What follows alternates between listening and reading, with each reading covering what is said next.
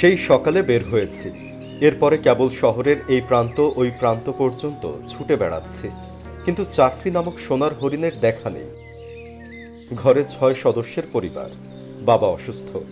কোথায় আমি পরিবারকে চালাবো তা না করে নিজেই একটা বোঝা হয়ে আছি। এই সময়ে ফোন করলো কে? হ্যালো মিস্টার বোস, বিআরপি কোম্পানিতে আপনি গত সপ্তাহে একটা আবেদন করেছিলেন, তাই না? BRB company? হ্যাঁ হ্যাঁ মিস, আমি আবেদন করেছিলাম। কোনো আপডেট আছে কি? আপনাকে ইন্টারভিউ বোর্ডে ডাকা হয়েছে।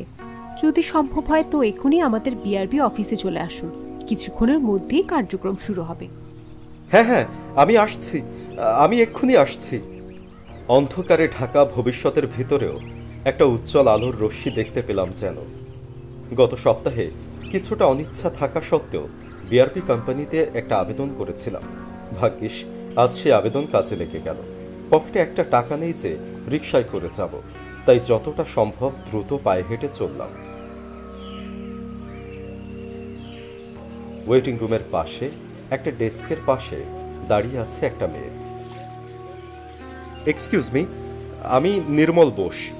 আমাকে কিছুক্ষণ আগে ইন্টারভিউয়ের জন্য ডাকা হয়েছে। হ্যাঁ, আমাদের কাজ এখনো শুরু হয়নি। আসলে স্যার একটা ডিল নিয়ে একটু বিজি হয়ে পড়েছেন, তো আপনি একটু অপেক্ষা করুন। ঠিক আছে, আমি অপেক্ষা করছি। একপাশে কয়েকটা সোফা রাখা, তার একটাই ধপ করে বসে পড়ি। সকাল গড়িয়ে দুপুর হয়ে গেছে, অথচ পেটে একদানা খাবার এখনো পড়েনি। বেশ খানিক সময় সোফায় বসে কাটালাম, কিন্তু ইন্টারভিউ কার্যক্রমের কোনো অগ্রগতি দেখতে পেলাম না। উঠে একটু বাইরে এসে দাঁড়ালাম। ঠিক তখনই দেখলাম রাস্তায় একটা বাস থেকে একটা লোক নেমেছে। লোকটাকে কেমন যেন চেনা চেনা মনে হচ্ছে। হ্যাঁ, কোথায় যেন দেখেছি। শুভাশিস। হ্যাঁ, শুভাশিসই তো। বাস থেকে যে লোকটা নেমেছে ও আমার পুরনো বন্ধু শুভাশিস। স্কুল কলেজ আমরা একসাথেই পাশ করেছি। ওকে দেখে আর নিজেকে সামলাতে পারলাম না, ছুটে গিয়ে জড়িয়ে ধরলাম।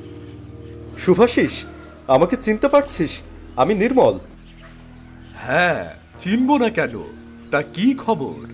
এখানে কি করছিস তুই? আর বলিস না ভাই, জীবনের সুখ শান্তি বলতে কিছুই পেলাম না। ঘরে বড় পরিবার, একটা টাকা আয় নেই। আর আমি সেই কবে থেকে চাকরির জন্য ঘুরে বেড়াচ্ছি, কিন্তু একটা চাকরি জোটাতে পারছি না। শেষে আজকে এই কোম্পানি থেকে ইন্টারভিউয়ের জন্য ডাকলো। ও আচ্ছা, দেখ, চাকরিটা হয়ে যায় তো খুব ভালো। তোর কি অবস্থা বললি না তো? এখানে কি করতে আসলি? আমারও এই একই অবস্থা রে। অভাব অনটন চলছে। আগে একটা কোম্পানিতে চাকরি করতাম, কিন্তু হঠাৎ করে সেটা বন্ধ হয়ে যায়। এতে আরো বেশি বিপদে পড়ে যাই। এরপরে এই কোম্পানি থেকে ইন্টারভিউয়ের ডাক পেয়ে চলে আসি আর কি। যাক, ভালোই হলো।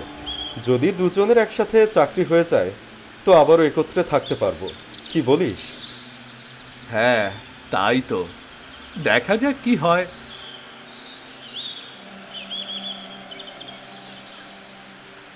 এর মাঝে 2বার অফিসের ভিতরে ঢুকে এসেছি, কিন্তু কোনো লাভ হয়নি। দুই বন্ধু একটা চায়ের দোকানে বসে গল্প গুজব করছি। নিজের পকেটে তো একটা টাকাও নেই, আর নির্লজ্জের মতো শুভাশিসের টাকায় চা খেয়ে যাচ্ছি। এসব ভাবলে বুক ভেঙে কান্না আসে, তবে এগুলোকে বুঝতে দিলাম না। তোর একটা বোন ছিল না শুভাশিস? ওর কি অবস্থা? বিয়ে দিয়েছিস নাকি? আর বিয়ে? আমার মতো চাকরির খোঁজে ঘুরে বেড়াচ্ছে। এত করে বললাম যে তোর চাকরি করার কোনো দরকার নেই, আমি আছি তো, আমি তোকে খাওয়াবো। তা কে শোনে কার কথা? দাদার কষ্ট একদমই দেখতে পারে না। তোর মা বাবা কেমন আছে রে? না রে, মা বাবা কেউই বেঁচে নেই। এখন দুই ভাই বোনই আছি আমরা। কথাগুলো বলতে বলতে শুভাশিস কেমন যেন আনমনা হয়ে গেল। ওর দুই চোখ ছলছল করছে। আমি বুঝতে পারলাম যে কথাটা জিজ্ঞেস করা আমার উচিত হয়নি। প্রসঙ্গ ঘুরিয়ে দিতে তাড়াতাড়ি চায়ের কাপটা খালি করে বললাম, চল, অনেক সময় বসলাম। এতক্ষণে হয়তো স্যার তার কাজ শেষ করে ফেলেছে, হয়তো একটু পরে ইন্টারভিউয়ের জন্য ডাক দিবে। তুই যা, আমি একটু পরে আসছি। শুভাশিসের গম্ভীর গলার এই কথাটা শুনে আমি আর কোনো জোরাজুরি করলাম না। কাপটা রেখে উঠে চলে গেলাম।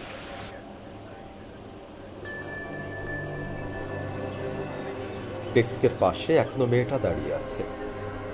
কিছুক্ষণের ভিতরে ইন্টারভিউ বোর্ডে ডাকা হবে, দয়া করে দূরে কোথাও যাবেন না, বুঝতেই তো পারছেন। না না, আমি কোথাও যাচ্ছি না, আমি অপেক্ষা করছি।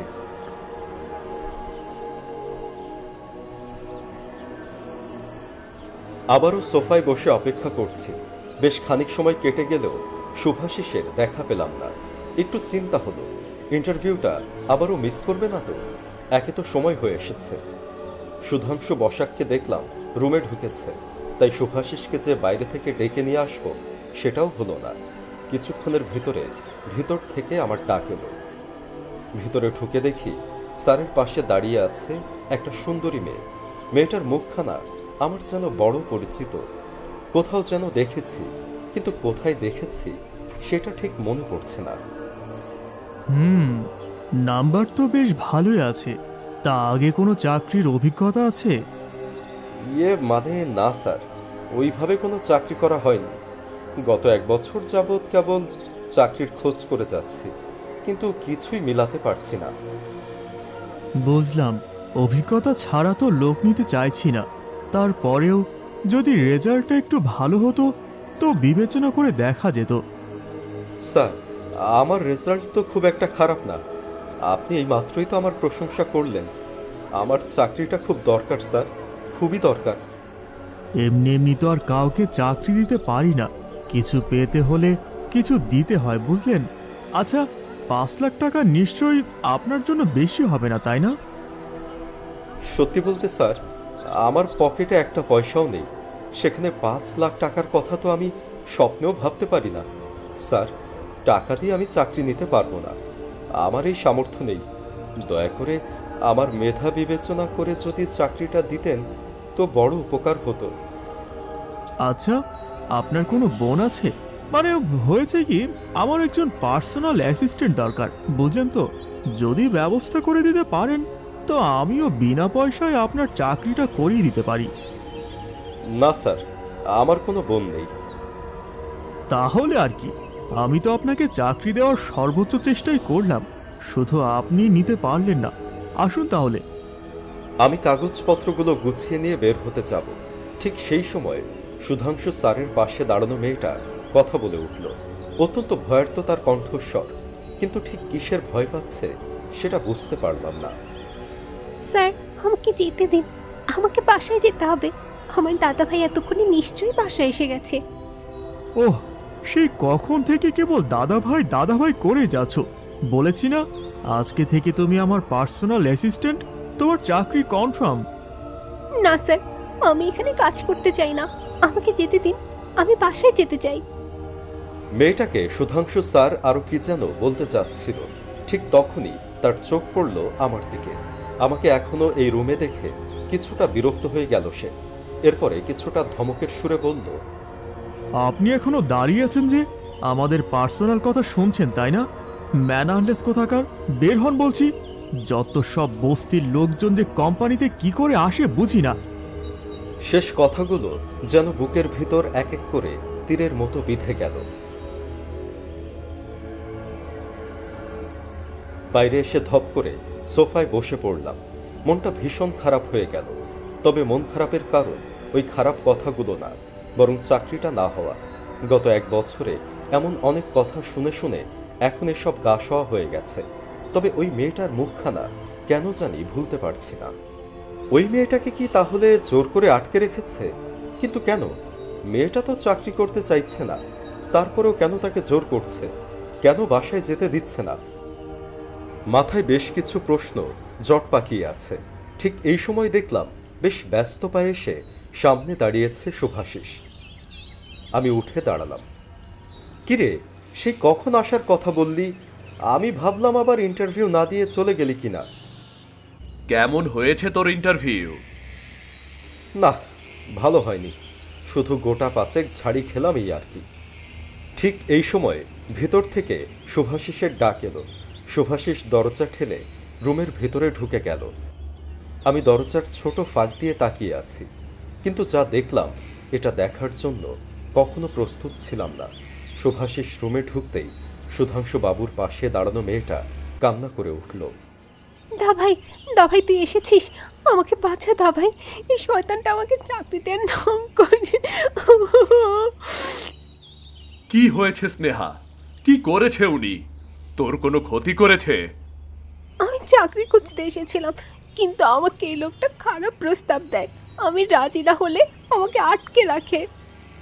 আমি দরজার ছোট ফাঁক দিয়ে বিস্ফোরিত চোখে সবটা দেখতে থাকি। আমি ঘুণাক্ষরেও বুঝতে পারিনি যে এই মেয়েটা শুভাশিসের বোন। একটা সময় আমি উদ্ভ্রান্তের মতো সোফায় ধপ করে বসে পড়ি। ঠিক সেই সময় দেখলাম স্নেহার হাত ধরে শুভাশিস ওই রুম থেকে বের হয়েছে। তুই যে এতটা নিচে নেমে গেছিস এ তো কোনোদিন কল্পনাও করিনি। আমার বোনকে ওভাবে দেখেও তুই কোনো প্রতিবাদই করলি না। এই তুই আমার বন্ধু? বিশ্বাস কর শুভাশিস, আমি জানতাম না যে ও তোর বোন। জানলে নিশ্চয়ই আমি প্রতিবাদ করতাম। আমার কোনো কথাও গ্রাহ্য করল না। যেভাবে নিজের বোনকে নিয়ে রুম থেকে বের হয়েছিল ঠিক সেইভাবেই দ্রুত পায়ে হেঁটে অফিস থেকে বের হয়ে গেল। আমি কি করব কিছুই বুঝে উঠতে না পেরে ওদের পিছু নিয়ে অফিস থেকে বের হয়ে গেলাম।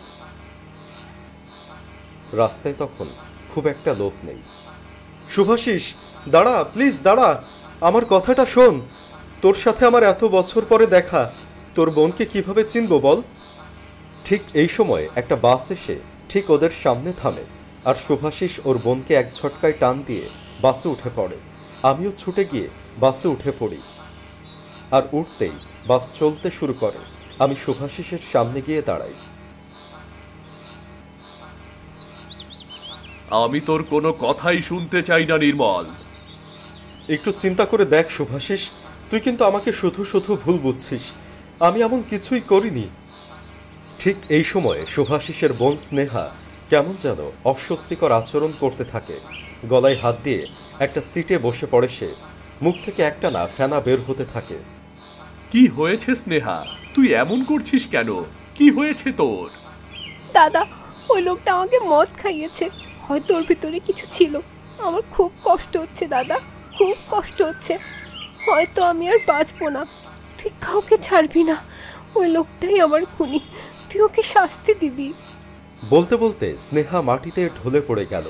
আমার দুই চোখ ফেটে জল বের হয়ে এলো। চোখের সামনে সবটা দেখছি, কিন্তু কিছুই করতে পারছি না। হঠাৎ দেখলাম শুভাশিসের মুখটা কেমন যেন প্রতিহিংসায় দাউ দাউ করে জ্বলে উঠল। সে উঠে দাঁড়িয়ে এক হাত দিয়ে আমার গলা চেপে ধরল। তুই? হ্যাঁ, তুই আমার বোনকে মেরেছিস? তুই চাইলে আমার বোনকে বাঁচাতে পারতি, কিন্তু তুই তা করিসনি। আমি তোকে ছাড়বো না। প্রথমে তোকে মারবো, এরপরে এই সুধাংশু বসটাকে। পরিস্থিতি ক্রমশ খারাপ হয়ে উঠল। আমি এক হাত দিয়ে বারবার বাসের দরজা খোলার চেষ্টা করলাম, কিন্তু দরজা বন্ধ। সামনে তাকিয়ে যা দেখলাম তার জন্য মোটেও প্রস্তুত ছিলাম না। বাসটা শো শো শব্দে চলছে, কিন্তু কোনো ড্রাইভার নেই। তার থেকেও বড় আশ্চর্যের বিষয় হলো এতক্ষণ ধরে বাসটা চলছে, কিন্তু আমরা এখনো সেই কোম্পানির সামনে রয়ে গেছি। আমার চোখ মুখ ভারী হয়ে আসছে, চোখ থেকে যেন রক্ত বের হয়ে আসবে। ঠিক সেই সময় শুভাশিসের পিছনে একটা প্রেতের মতো দাঁড়ালো মৃত স্নেহা। না দাদা, ওকে না, মারতে হলে ওই সুধাংশু বসাককে মার। ইনি তো আমাকে চেনেই না, বাঁচাবে কি করে? বিনা তো সেকে মারিস না দাদা ভাই। স্নেহার মুখ থেকে এখনো একটানা ফেনা বের হয়ে যাচ্ছে। চোখের মনি ছোট হয়ে গেছে, সেখানে জমা হয়েছে টকটকে লাল রক্ত। স্নেহার কথাটা শুনে আস্তে আস্তে নরম হয়ে আসে শুভাশিসের হাত। আমি নিজের গলাটা ওর হাত থেকে ছাড়িয়ে নিয়ে দরজার উপরে আছড়ে পড়ি। ঠিক সেই সময় দেখতে পাই কোম্পানির বিল্ডিং থেকে বের হয়েছেন সুধাংশু বসাক। তার দিকেই ছুটে যাচ্ছে আমাদের বাসটা, আর চোখের পলকে একটা ধাক্কা খেয়ে রক্তাক্ত সুধাংশু বসাক দূরে ছিটকে পড়ে। হ্যালো, এই যে মিস্টার বোস। হ্যালো, আপনি কি ঘুমিয়ে পড়েছেন? আমি চোখ খুলে তাকিয়ে দেখলাম আমি এখনো সেই সোফার উপরে বসে আছি। হয়তো সারাদিনের ক্লান্তিতে ঘুমিয়ে গিয়েছিলাম। সামনে ওই ডেস্কের মেয়েটা দাঁড়িয়ে কি যেন বলছে। ভালো করে ওর কথা শোনার চেষ্টা করলাম। আপনি কি ইন্টারভিউ দিতে চান না? সে কখন থেকে আপনার নাম ধরে ডাকছি, আপনি কি শুনতে পাচ্ছেন না? না মানে আমি যাচ্ছি। পড়িমড়ি করে রুমে ঢুকে যাই। কোথায় সেই বন্ধু শুভাশিস আর কোথায় তার মৃত বোন? সবটাই আমার স্বপ্ন ছিল। বেশ ভালোই ইন্টারভিউ দিলাম। এই যাত্রায় আর নিরাশ হতে হলো না। বিআরবি কোম্পানিতে আমার চাকরিটা হয়ে গেল। অন্ধকার ভবিষ্যতের ভিতরে সেই উজ্জ্বল আলোটা আমার মুখে হাসি ফুটিয়ে তবেই ছাড়ল।